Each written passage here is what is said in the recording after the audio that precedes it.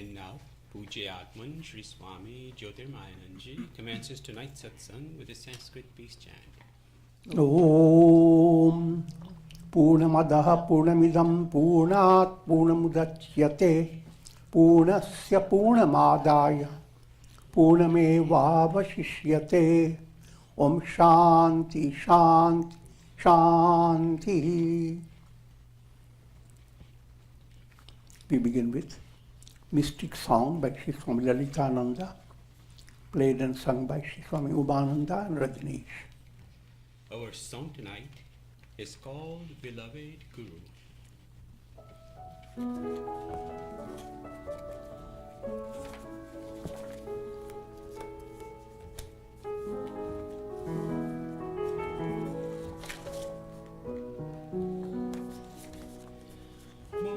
My Guru, my heart comes to you with this song. I place a garland of roses on your neck. I touch your holy feet. Pujyatman, Pujyatman, beloved of all, indescribable. It's what you are, indivisible. That's what you are, immutable. That's what you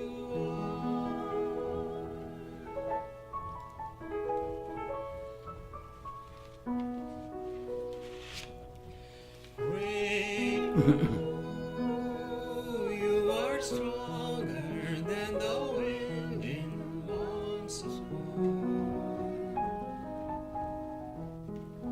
You are deeper than the deep, deep ocean. You are sweeter than all flowers put together.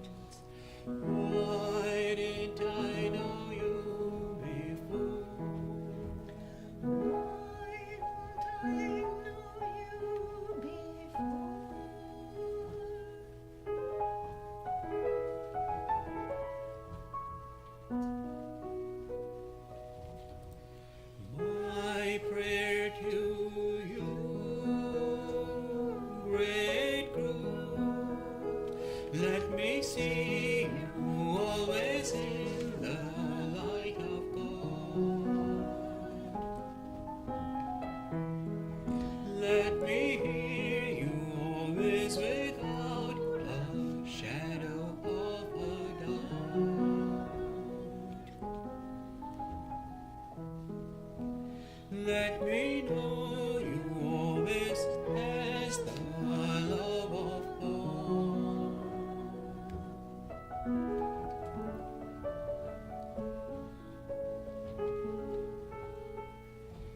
You are Jyotir, you are Jyotir, full of light. You are Maya, you are Maya, blissful self. You're Ananda, you're Ananda, joy beyond.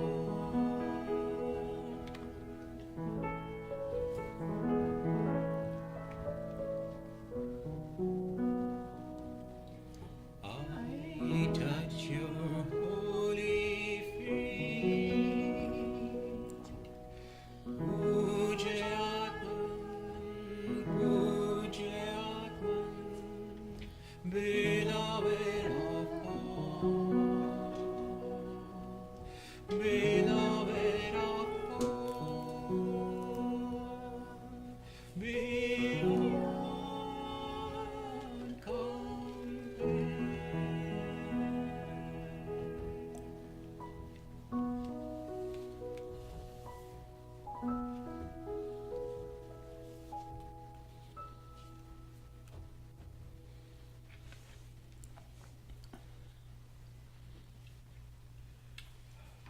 We are recording from the ashram of our revered Guru, Pujayatman Sri Swami Jyotirmayananda in Miami, Florida. Today is July the 1st, 2020, Wednesday evening, and tonight Swamiji will be lecturing on the Yoga Vasistha. This is series 2018, class number 252. And now, Pujayatman Sri Swami Jyotirmayananda. Om Brahmanandam Param Sukhadam Kevalam Jnanamurtim Dvandvatitam Gagana Sadrisham Tattvamasya Lakshyam Ekam Nityam Vimalamachalam Sarvadhi Sakshi Bhutam Bhavatitam Trigunarahitam Sadgurum Taptamami. Om. Adoration Sadguru is Brahman, the giver of supreme bliss, embodiment of pure consciousness, one without a second, vast as the ether, infinite, eternal, beyond the three gunas and their modifications, the supreme preceptor. Yoga Vasistha, Upsham Prakarana, section 91. Adopting the episode of Vithabhya, Sage Vasistha gave profound insight into the goal of life, that's attaining mukti, liberation. And we are given all subtle insights relating to Jivana Mukti and Videha Mukti. But it should not stay just a theoretical understanding. Therefore, now the focus is on sadhana.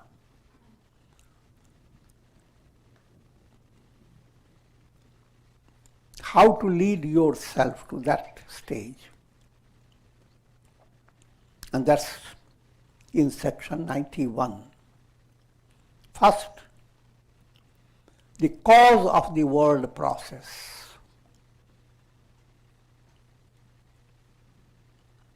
Sri Rama asked, O sage, this world is like a dense forest, abounding with high mountains of obstacles.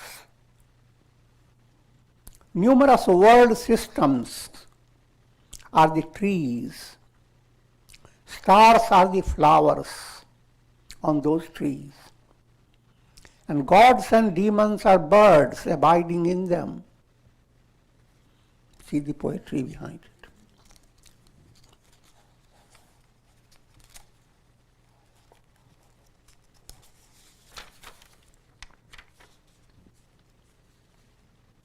flashes of lightnings constitute the buds, and sun and moon are its blossoms. Directing your attention to the whole universe. All that universe becomes a field for your exploration through your mind. But without the mind, all this universe is nowhere. Just like in our modern technical computers, you can get all the world right in the computer by your fingertips. But all that you are getting, how many things we are getting? Beyond imagination. You want to see peacock dance? Ask the Google.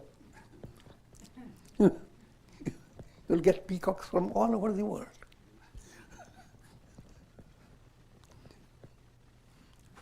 Want to study astrology, astronomy, all vast knowledge comes out so quickly. Computer is human brain's product. And it can do so many things. So when you hear about what mind can do, mind is the powerful cosmic energy operating through your brain. And your brain and mindset becomes like a mystic iPad. And Shiri in the iPad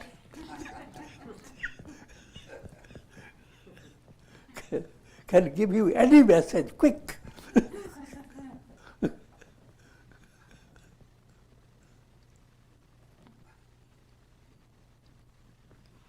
And yet, the entire iPad is dependent upon your little brain and nervous system. So poor, so brittle. How can you find absolute stability in that set? Figure that out. Therefore, liberation should not be in that stage. Liberation is not what you catch through the Google or through this iPad. Liberation is where iPad becomes bad.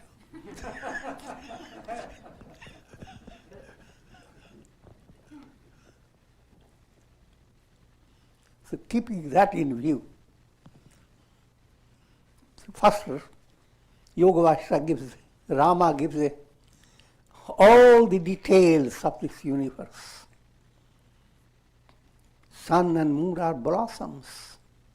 Clouds are glistening leaves of the trees.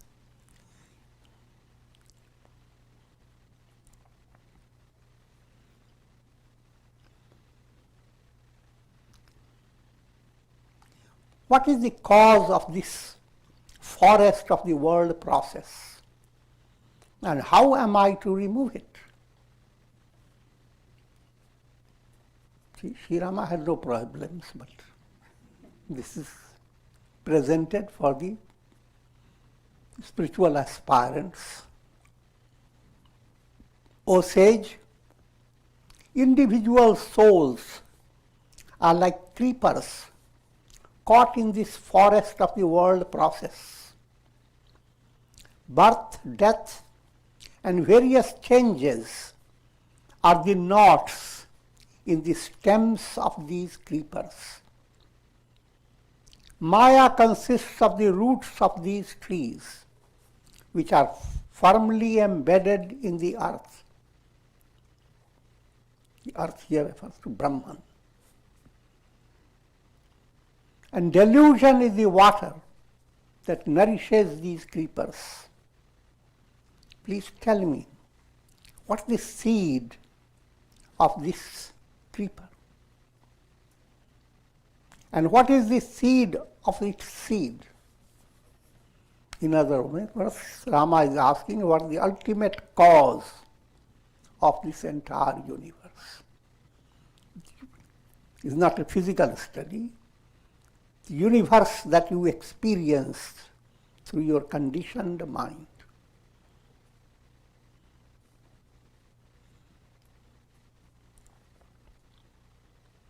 Sage Vasistha explained, O Rama, the body which is the basis of creating numerous karmas is the seed of this creeper of jivahood.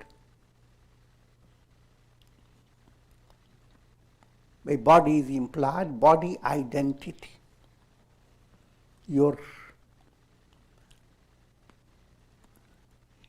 deluded vision, I am the body.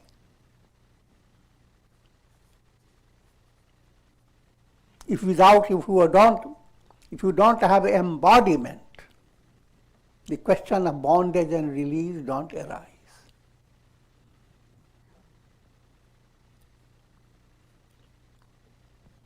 So, as long as you are embodied, all this detail of the universe has its role to play. But if you are free of body identity,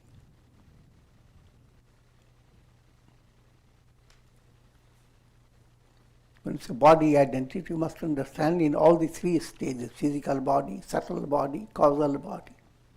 When you are free of the identity of the body, there is no world process.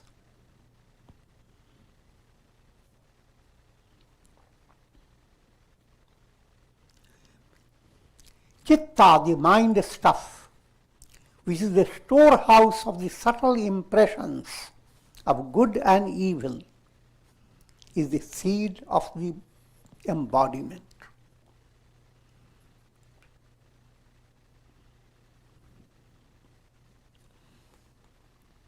First stage to understand that your repeated embodiments are dependent upon the samskaras in your unconscious, impressions of the chitta. Those impressions have brought you to experience your physical body. This point you always should remember that physical body is never independent of your mind. If you don't have, you become insane. You don't have to become insane. You lose your mind. The body identity moves away immediately. You see, the medical doctors do that. They render you unconscious. They tap your brain and start which limb it is operating. But the patient says his nose, his ears. But nose and ears and body, different parts, they're all there in your brain stage. And your brain is operative because of mind. Even the idea there is a brain and how does it look and the details, they are not exact reality.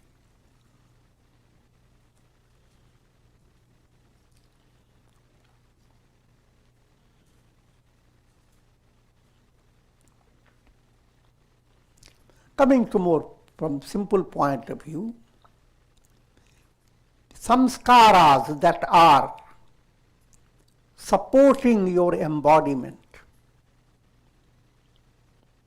and your present embodiment is based upon seeds of the unconscious. Just to remind you, we talk about sanchita karma, accumulated storehouse of samskaras. They are there in your chitta. But all that accumulated is not operative. Only a pinch from the accumulated storehouse, called prarabdha.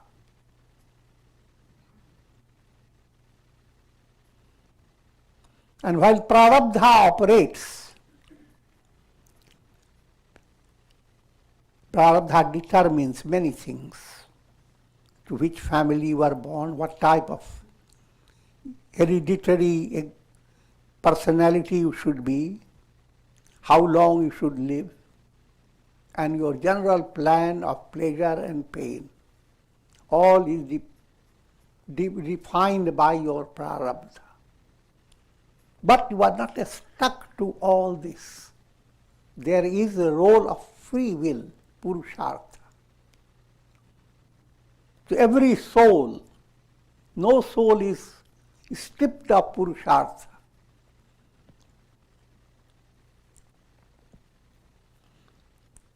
And that's in relation to human beings. Animals, they are stripped of their purushartha until their soul comes back to human embodiment. So if animals are doing so many things, they are not creating new karma.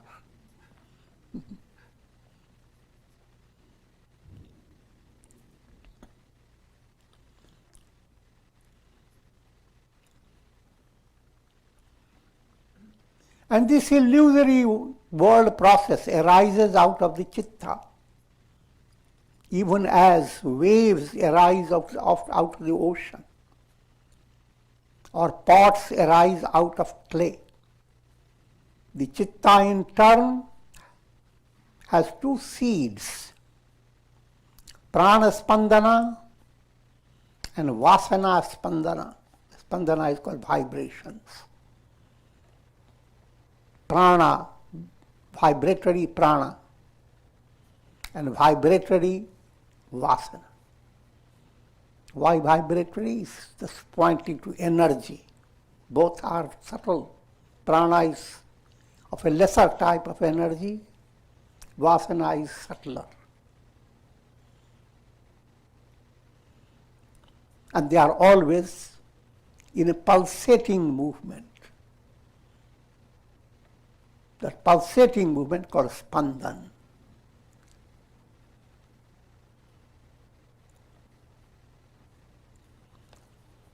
Since two causes are there, most important causes, prana and vasana, your sadhana is directed in controlling prana as well as vasana. Some sadhana focuses on controlling vasana, and prana is automatically controlled.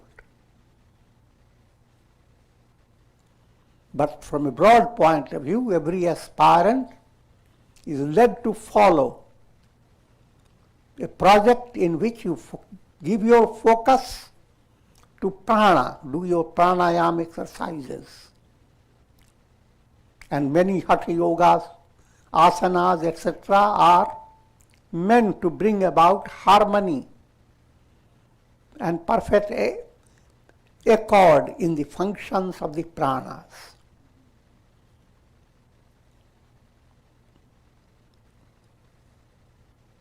At the same time, a sadhaka, having given time for yoga exercises, gives time for practice of integral yoga in daily life.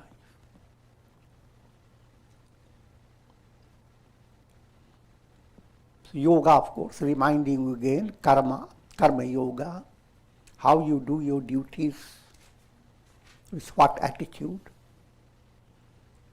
Bhakti yoga, how you deal with your feelings, sentiments. Dhyana yoga, how you handle your willpower. And most profoundly, how you handle your intellect. Your intellect can stay just intellectual, but in that level your intellect is a caterpillar. having the potentiality of becoming intuitional. Butterfly. Imagery is very poor. But there is what a point is a big change from caterpillar to butterfly.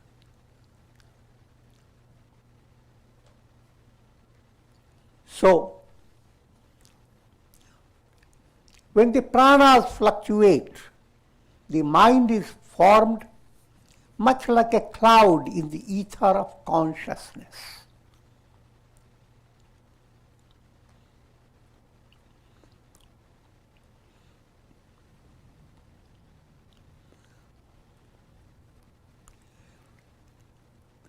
Cloud aspect is vasana aspect.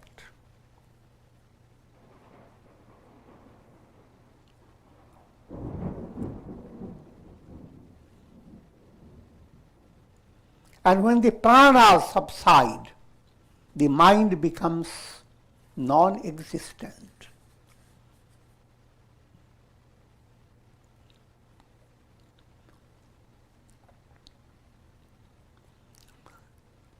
If you deprive mind of the prana, prana is a vehicle for your thoughts, your desires. If you take the vehicle away, your thoughts, desires, they will begin to diminish. They fade away. So therefore, controlling prana has great effect on your mind. But if you stay only with prana and not allow your mind to go into deeper waters of understanding, then your attainment will be shallow. It will not be complete.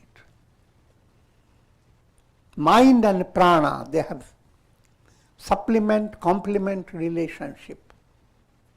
And both must therefore be given proper attention. Just like jnana and dhyana, meditation and wisdom, both are interrelated, like Rama and Lakshmana. However, ultimately, Rama is the highest. Jnana is the highest.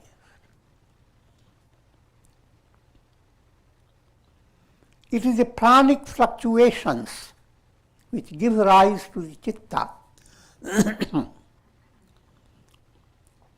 So as long as pranic fluctuations continue, there is formation of vasanas.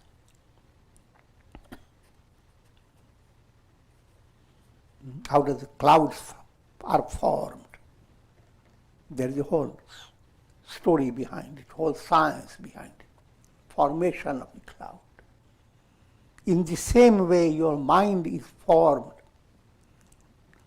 with the function of pranas.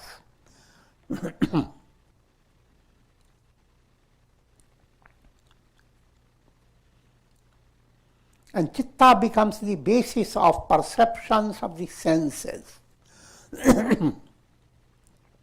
which constitute the world process.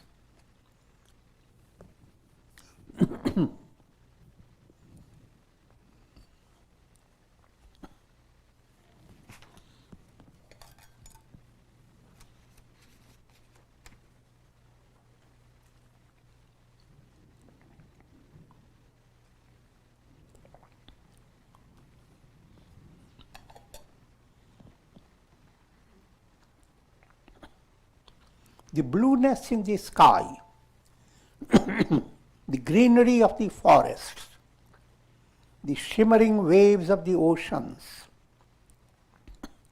In fact, all that is seen and experienced in this world are nothing but projections cast on the on the screen of consciousness by the fluctuations of pranas. If the pranic energy is not there, mind will not project.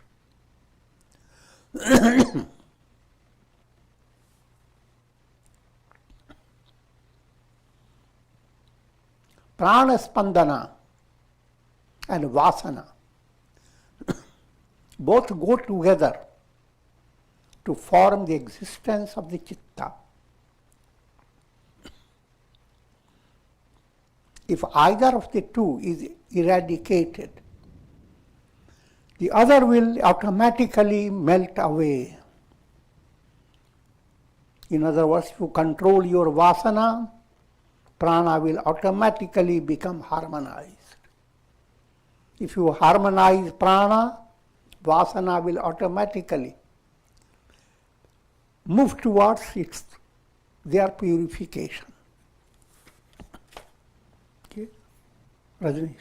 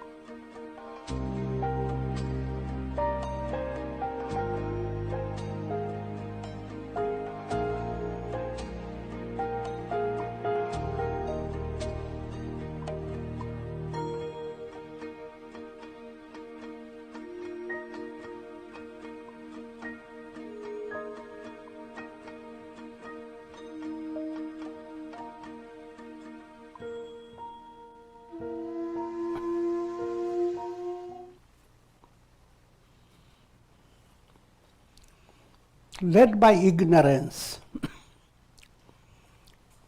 consciousness becomes externalized. Externalized means just like the screen.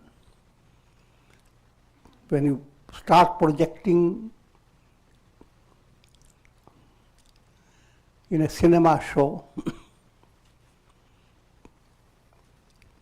all that you see is externalization of the screen.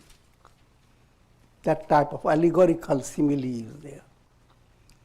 Externalization means all, for example, you go to sleep, in dream, in sleep you are in your bed.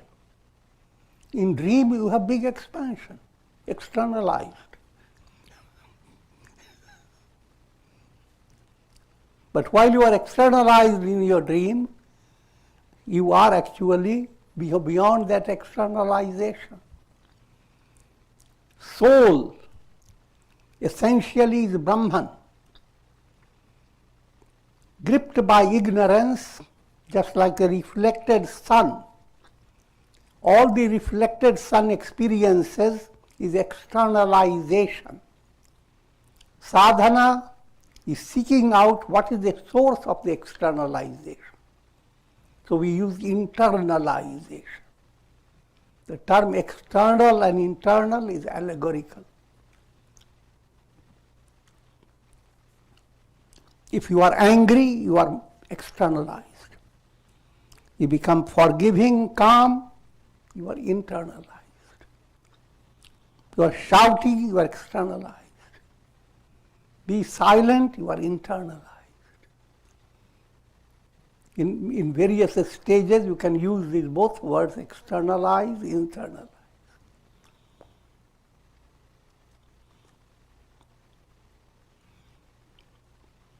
So it's Brahman that has become externalized through Maya.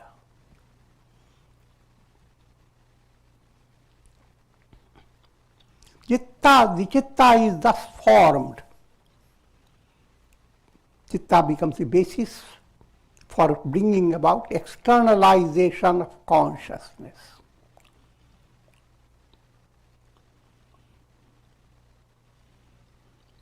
And therefore that Chitta, the mind stuff, becomes the basis of endless miseries. But when one becomes detached from objects, the Chitta becomes enlightened and liberation is attained. Here is being talked about, what you are talking about is Asanga. Asanga is your goal, absolute detachment, a revelation. The real I am is the sun. All the externalization of countless reflected suns, and every individual is a little reflected sun. A reflected sun facing a countless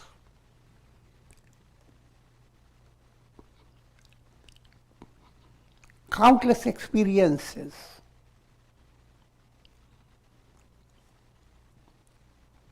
But all the countless illuminations have no reality.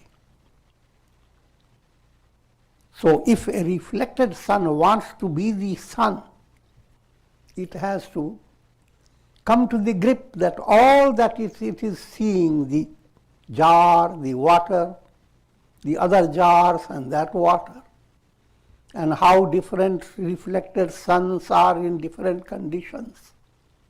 In one jar, the reflected sun is a powerful person. In another jar, reflected, it's a miserable person. Countless experiences. But forget about all. The reality of a reflected sun is the sun. So, in order to come to that reality, first bring about a little spark of practice of asanga. Tell yourself, the situations you are facing, they are not going to be always there.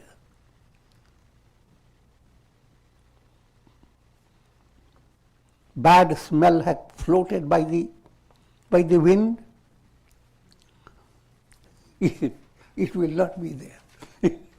Another type of wind will come and take it away. Even this will pass away. But that's just the beginning stage. Your asanga must become very powerful movement.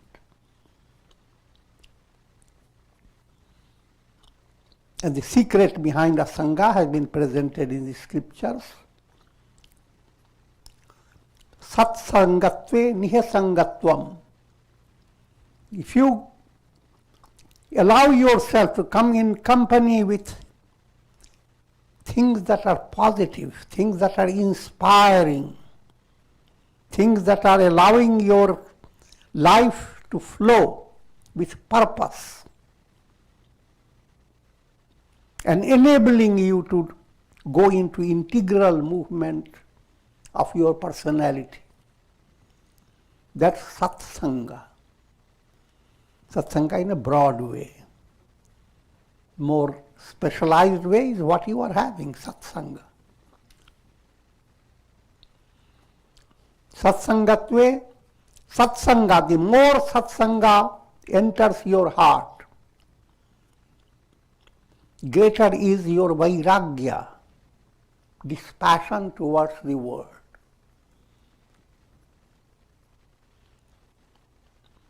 Satsangatve nihasangatvam. Nihasangatve nischalatatvam. The more detached you are, the more firmness is there in your deeper level of personality. How detached should you be? Allegorical picture is like the sky. So no matter how things are, you are the sky.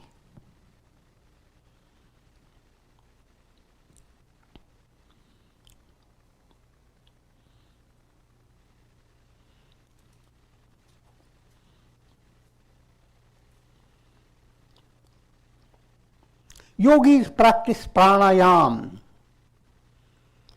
meditation, and the teachings under the guidance of a spiritual preceptor. Many great sages adopt the method of prana nirodha, control of pranas, pointing to there are many types of systems of teaching, and there are people, ashrams that are specialized in practice of Hatha Yoga, Kundalini Yoga, prana-related secrets. While there are other sages who master the mind by adopting the method of controlling the vasanas.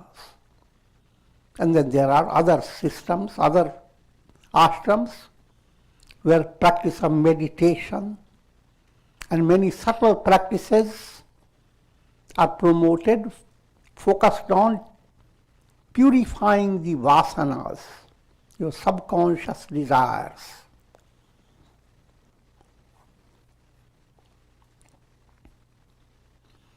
And there are still others who adopt both methods to destroy the chitta.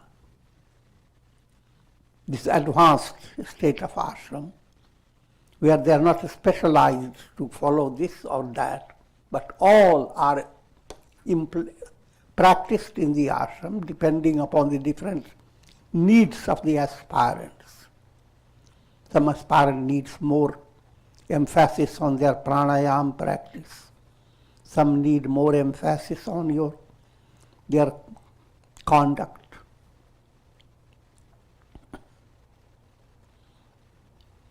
Let me give you a little witty sequence.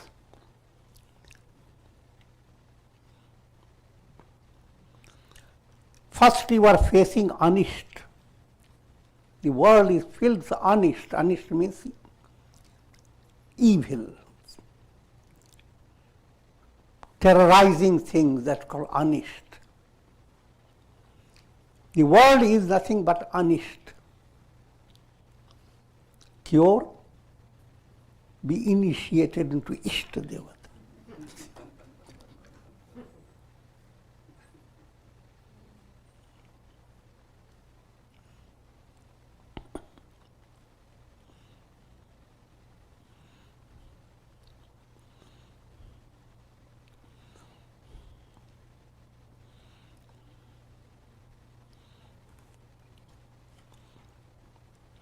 And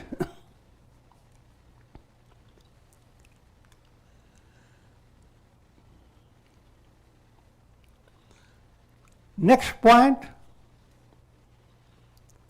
therefore, Abhishta, East, Shist, practice Shishtachar. Your conduct should be now righteous conduct. The term is Shist. And what will it give to you? Abhishta. Abhishta, your goal.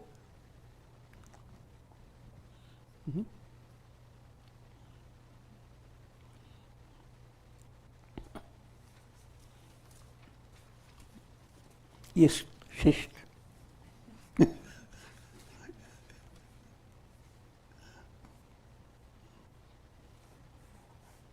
Ultimately, you get Abhishta.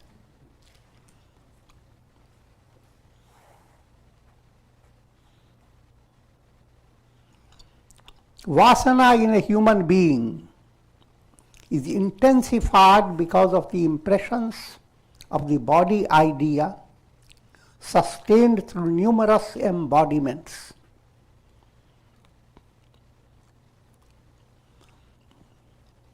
The body idea has been so much hammered in your chitta that that's one of the biggest hurdle.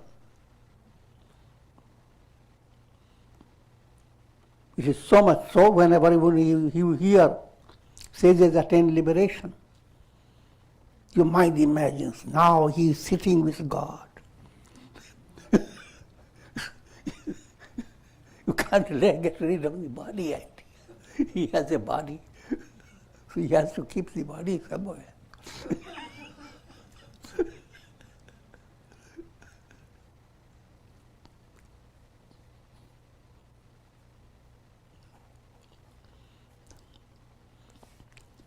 The sense of I-ness and mindness. The body idea is your outer level of your illusion.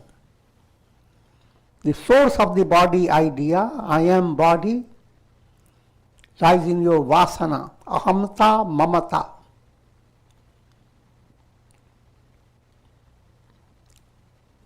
The subtle impressions based on ahamta, mamata.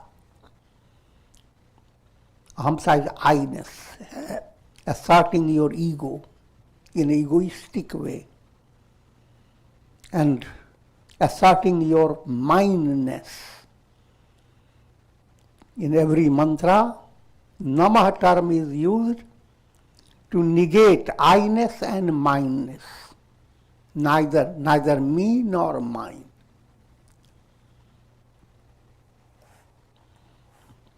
And that's the subtle meaning behind namaskar. When two persons meet, they are doing namaskar. They are asserting that I am adoring God in you, where there is neither me nor mine. Namah-kar. Put Namah into a car.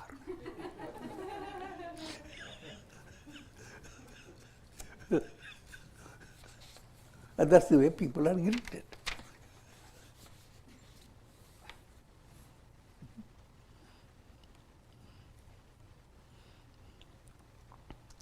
Swept by the strong currents of vasana, whatever the soul imagines, that it becomes. You have the illustration. You go to bed with the idea of just going to deep sleep, but led by your vasana, You go into many experiences you have never expected in your dream. And when you are going into your dream, you have no idea it is false. In the same way, led by vasana, you are brought into embodiment and you are facing the world of many changes based on your karma. So karma is good, things look wonderful before you. You are in Satya Yoga. Karma is bad, then nowhere can you have any rest. Same reality, the absolute reality is the same.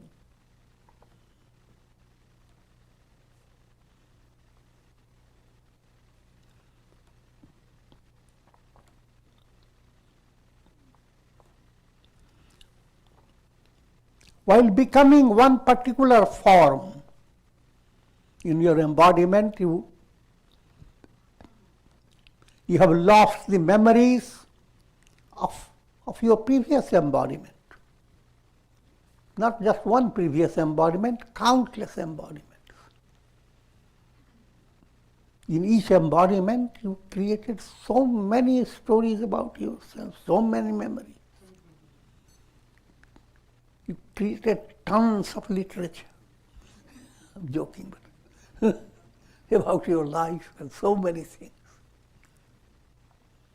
And you, with all that literature, maybe still there right in your locality, in your neighborhood. Sometimes your embodiment may not be far away. A person dies in one family, and next embodiment, just one furlong distance in another house.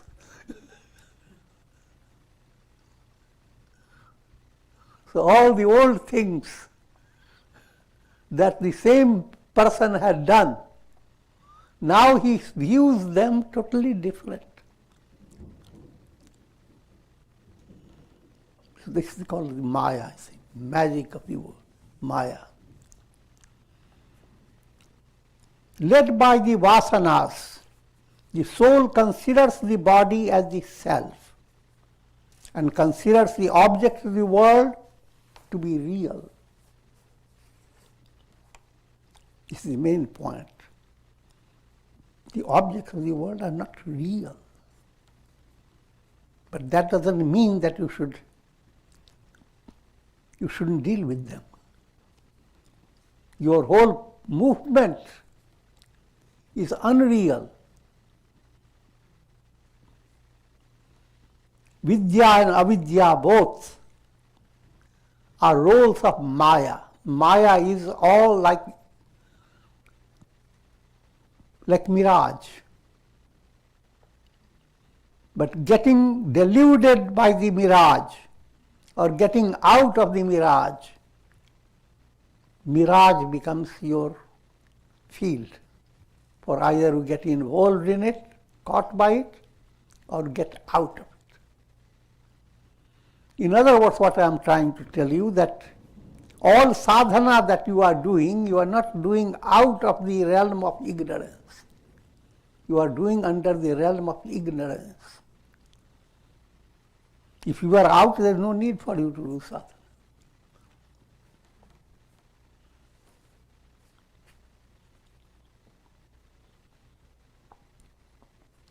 When freed of the vasanas, the soul discovers its essential nature as the self and finds the world as an illusion. When vasanas are absent, the mind stops its meditations and the chitta becomes free of the thought waves. Then the state of liberation reveals itself.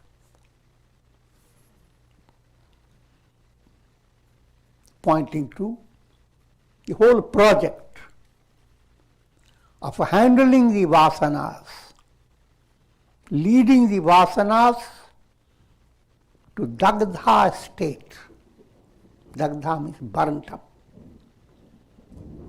I can simply give you a quick reminder.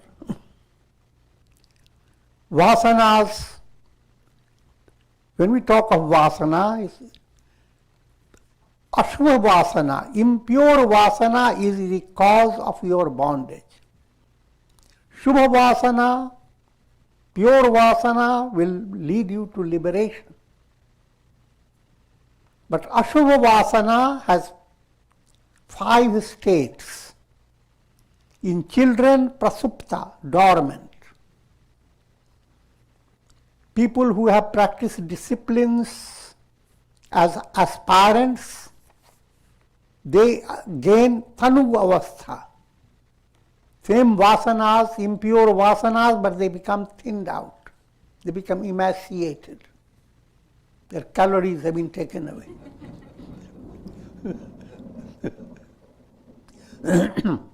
But they are not dead.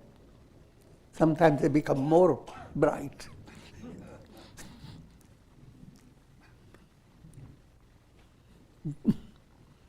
Next type of vasana is the vichinna.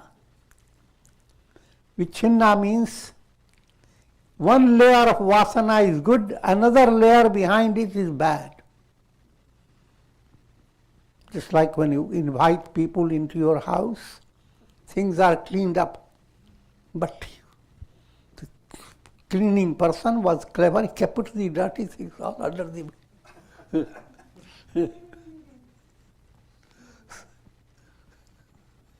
The result, they all get virus.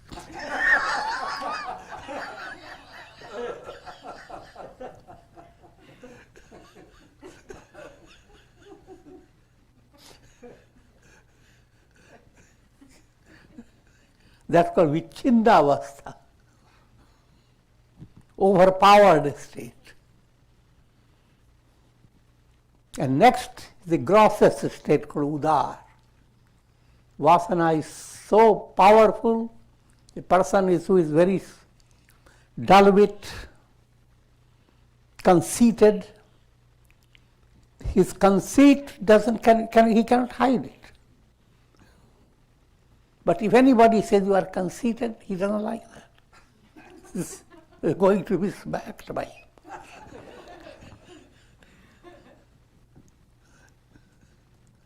So these are the impure vasanas in different stages. The ideal stage, by enlightenment, you have made all these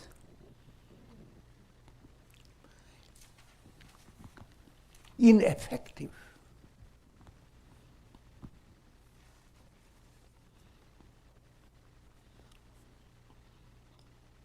The vasanas that will bring embodiment, they become as if burnt up. And burnt up vasanas are like popcorns. You have still vasana continues as long as you live. But those vasanas play their role and they don't become seeds to germinate other vasanas. They simply work out through the personality of the sage. That point we have discussed before. That enlightened sages don't just disappear. The karmas flow through their personality, but they are not creating new karmas because their vasanas are burnt up. So with this I am going to conclude for now.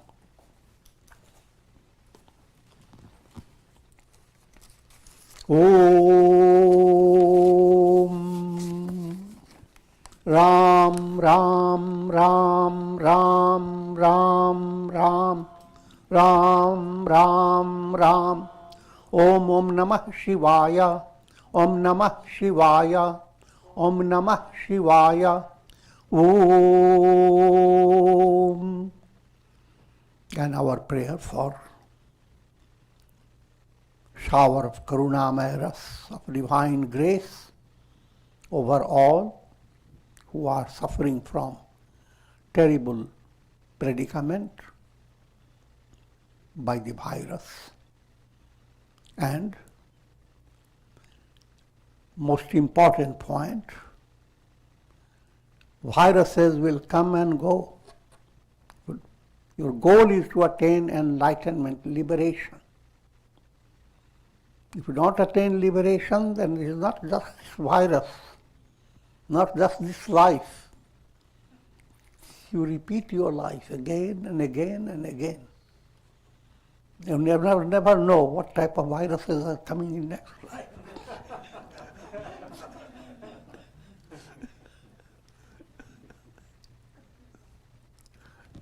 So better to work for that.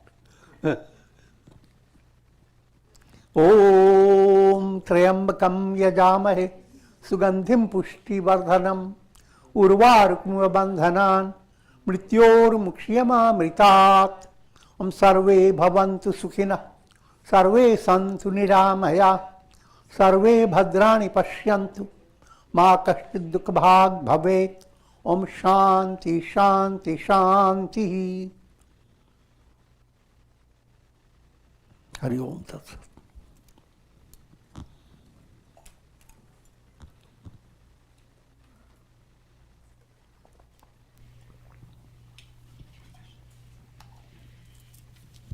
Sri Ram has a question.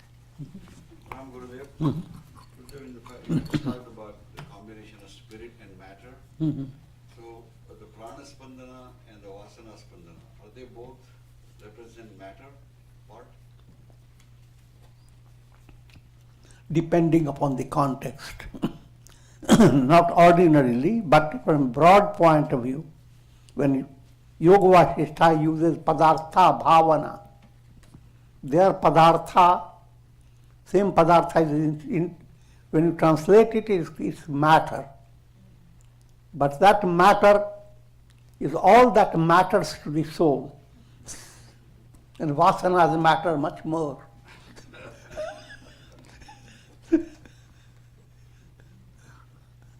So all come under the realm of matter. And also according to the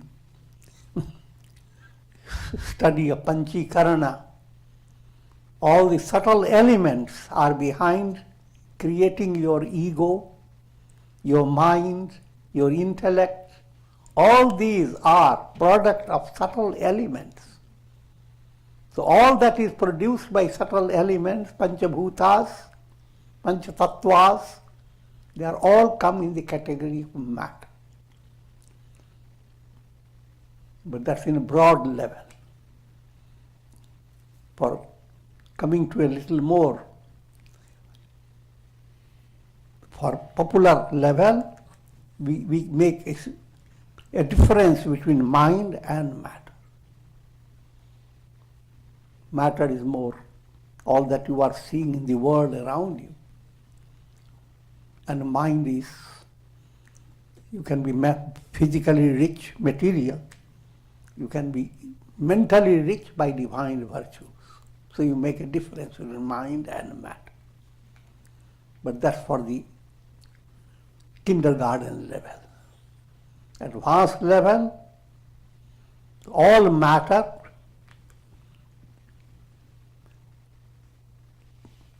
all that is produced by Maya is matter. And soul evolves through matter. And then it doesn't matter.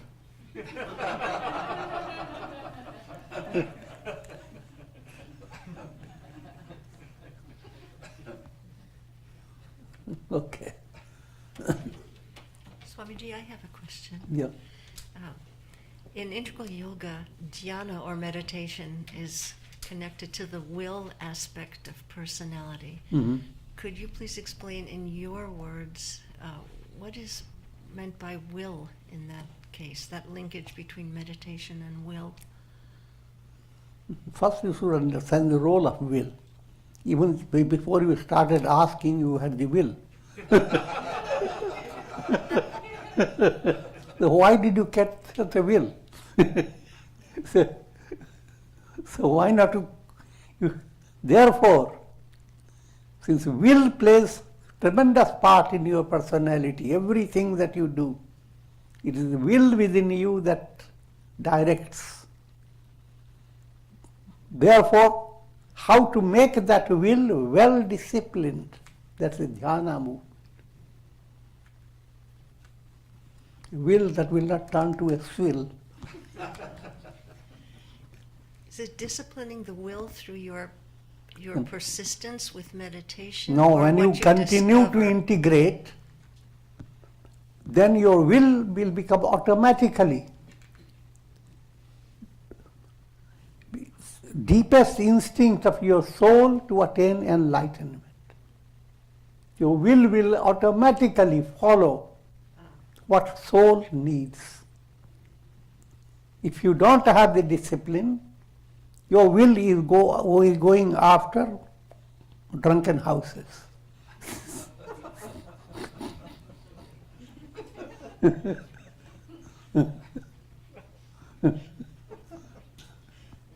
And will is scattered. From morning till night, your will goes this way, will. Okay, thank you. So Swamiji will still have class Friday night at 7:30. He'll be broadcasting his lecture on the Ramayana on Saturday night at 7:30, guided meditation. Sunday, Swamiji will be broadcasting his Guru Purnima message at 5 p.m.